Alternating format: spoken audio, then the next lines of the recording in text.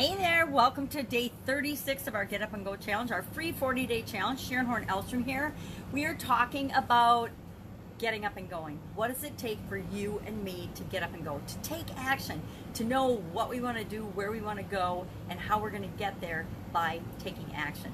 And we use a little acronym, SOAP, to build and actually install a process at our subconscious level that will cause us to always come out of challenges, failures, obstacles, roadblocks, anything that gets in our way, any challenge, any change we need to make, and we'll handle it in an automatic way so that we end up better off after the thing happens than when it happened. We'll end up in a better position for us each and every time by using the SOAP framework. Today we are on the P of the SOAP framework. We've gone through the S, the O, the A. I personally am walking through it with my spiritual health in mind. There's 7 areas of our life. I've gone over these ad nauseum, I'm sure, so that you probably remember them. Physical, mental, emotional, spiritual, financial, relationships, and contribution. However you remember those, I just discuss them by letter in my mind, and I have them at a subconscious level where I notice if something is on or off, if I'm on track toward what I want, or if I'm going in a direction that is off track, and it's just automatic now. But that comes from years of practicing this, years of actually doing this. So we've talked about, and you can pick any one of those areas of your life, whichever area you're going through or you're working on right now as part of the challenge. It's entirely up to you. I'm going through all 7 of them so that I can just give an example of how you might apply this to your life. Again, keep in mind, this is just how I'm applying it to my life. I'm at a probably different stage of spiritual or physical, mental, emotional development than anybody else in the challenge, than you. We're all different. We're all the culmination right now. Who we are right this very minute is a cumulative effect of all the experiences, all the thoughts, all the feelings, all the things that we faced in our past up until this point have led us to being where we are right now, the results that we're getting right now. So spiritually, I am working on, I discussed as part of the S, the story, the situation. Where am I right now and where do I want to be? And all the rest of the process is about how do I get from where I am to where I want to be? Because that's the most important thing. Yeah, we can do all this work, we can figure out and complain about where we are right now. We can say, okay, yeah, well, this is where I am, la-di-da. We can go in our past and we can dig up all the reasons why we're the way we are right now. Or we can say, hey, this is where I am right now. This is where I am financially. This is where I am physically. This is where I am mentally. This is where I am with relationships. This is where I am spiritually. And we can say, okay, yep, this is where I am, but guess what? I don't have to stay here unless I choose to. Now, many people, me included, will have times in our life where we know we're at a certain situation and we're at a certain point in our life, and we consciously choose to not change or improve that situation. I've been in situations in my life where I've been in a certain physical condition that wasn't optimal for me, but I chose not to do anything about that because other areas of my life had to take priority. It's raising my children. Taking care of my kids always came before any physical ailment or anything I was having. I don't know about you, but when my kids were sick, it didn't matter if I could barely breathe or walk and was throwing up right along, not with them, but in another bathroom at the same time. I still had to make sure, and I still did make sure that they had everything they need and that they were taken care of, just because that was how I believe a mom should be. We take care of our kids no matter what. And so sometimes that meant that certain aspects of my life had to go on the back burner. Not saying that's right or wrong. Sometimes there's things in my life that I put on the back burner that I shouldn't have put on the back burner all the way on the turned off back burner. I should have at least put a little heat on that burner. So P stands for progress. One of the basic human needs of all of us, all human beings, I don't care who you are, is to have a sense of or feel like we are making progress towards something. Now, some people want to make progress in a negative way and decline and create the worst version of themselves. The majority of us want to create the best version of ourselves. So we want to feel like we're always making some sort of progress in the direction we want our life to go. And when we're not, we get frustrated, we get angry, we lash out, we feel like victims, We behave in ways that aren't consistent and usually don't feel very good to us either. So we want to be making progress. Well, what does progress look like? We've done our lifeline. I'll do my lifeline exercise for my spiritual health. I have not done that yet.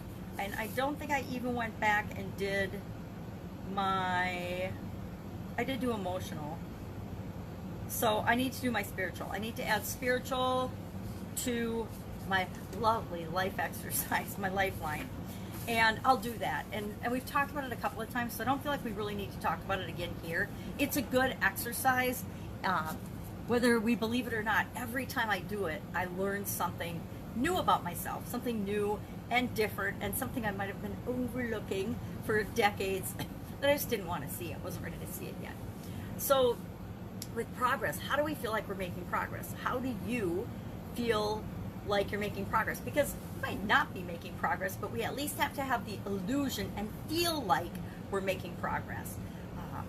Sometimes we do things and we continue to do them, and we just feel good about the activity. We just feel good because we're taking action. That is a very short-term way of looking at progress. Now, I'm guilty of that. I've had habits in my life where I'll do something. I'm thinking not spiritually, but well, spiritually. Let's think of one.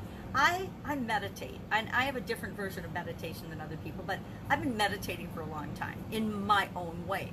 Now, I know that my own way isn't the optimal way or the most successful way or the best way to meditate.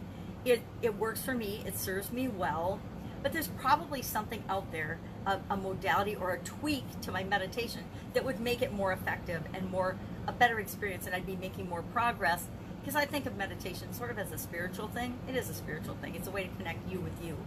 So I know I would be more effective if I were to study and dig into and look into a different way or different ways of tweaking my meditation practice. So maybe that's one of the things I'll do. I should have that on my list, my options list.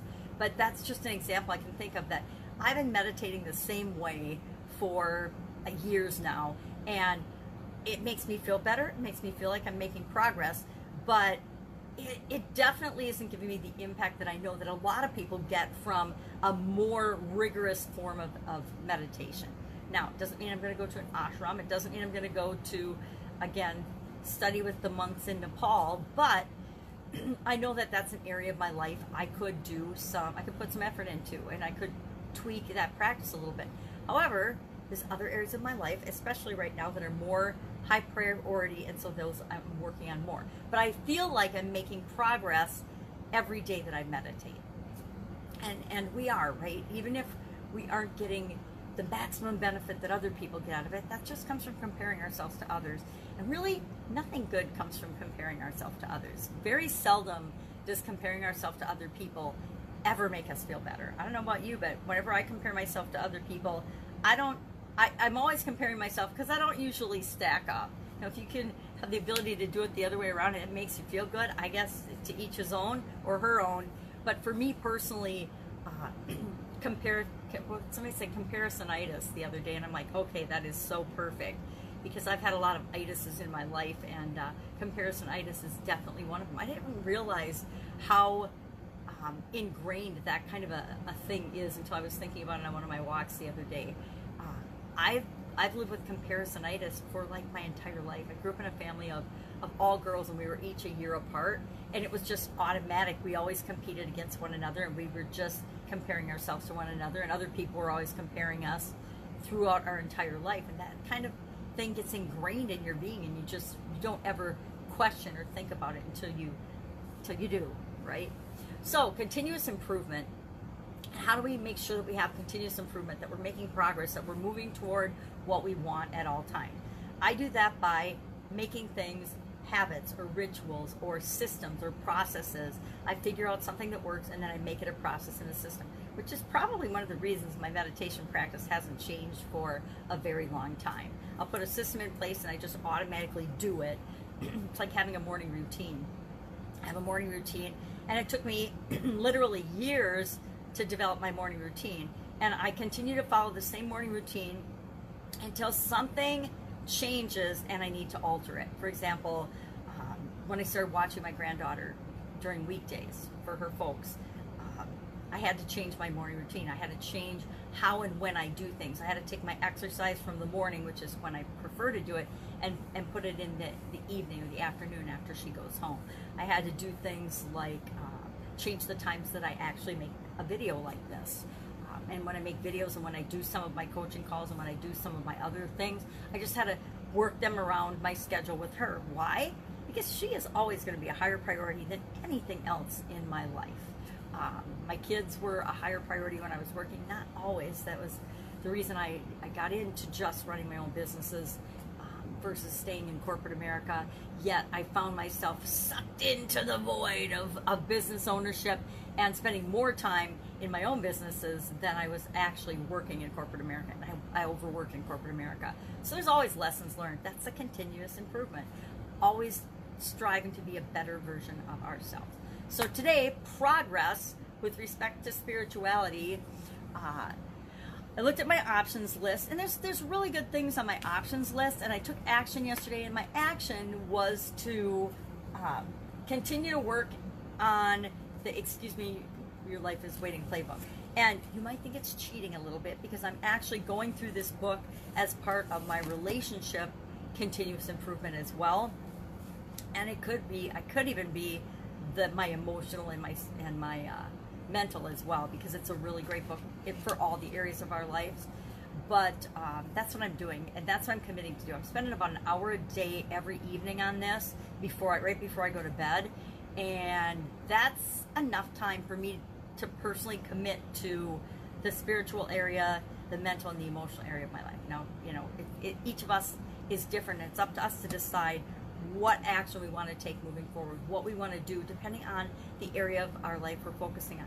As much as it would be awesome to have the energy and the capacity to focus on all 7 of these areas, I personally have found that if I am consciously working on more than 3 areas at a time, I get diffused and I end up not feeling like I'm making progress in all the areas. So if I have a tool like this particular book for me, and you can find a tool that works for you, going through a workbook is really, I think, and for me, it's one of the best things to do, because I'm taking action, I'm learning, I'm questioning, I'm covering several areas and aspects of my life simultaneously. So like I said, this book alone is relationships, physical, mental, emotional, not physical so much, but you're taking action, so you're physically having to do the activities in the playbook. So that kind of hits physical, and it doesn't really hit financial. But if you get all of these other areas in your life in alignment and you're living consistently with them for you, finances take care of themselves. I think as humans, at least Americans, we put so much emphasis on finances, and we think that, oh, if I just am rich enough, if I just have enough money in the bank, then I'm going to be happy. And it's absolutely positively not true. If we're happy, then we'll create the value in the world that rewards us. So that is my long-term progress. That's the thing I'm going to do. And our assignment, our action item today is to pick one thing and say, hey, what am I going to do moving forward? And is there a way that I can make it automatic, make it a system, add it to my morning routine, add it to my evening routine? This is part of now my extended end of the day routine. And there's all kinds of other things that I do at the end of the day, which I haven't really even talked about. I mean, I do a gratitude journal. I love at least thinking about gratitude as the last thing I do before I drift off to sleep every night. And it's amazing. I fall asleep right away because I think of all the things I'm grateful for right before I go to sleep. And that makes me sleep better and have better sleep as well. So there's things like that we do and we put in place to automatically reinforce the different areas and aspects of our life that we want to see progress in, that we need to feel progress in. Love to know if you have any questions about this. Hit me up in the comments below.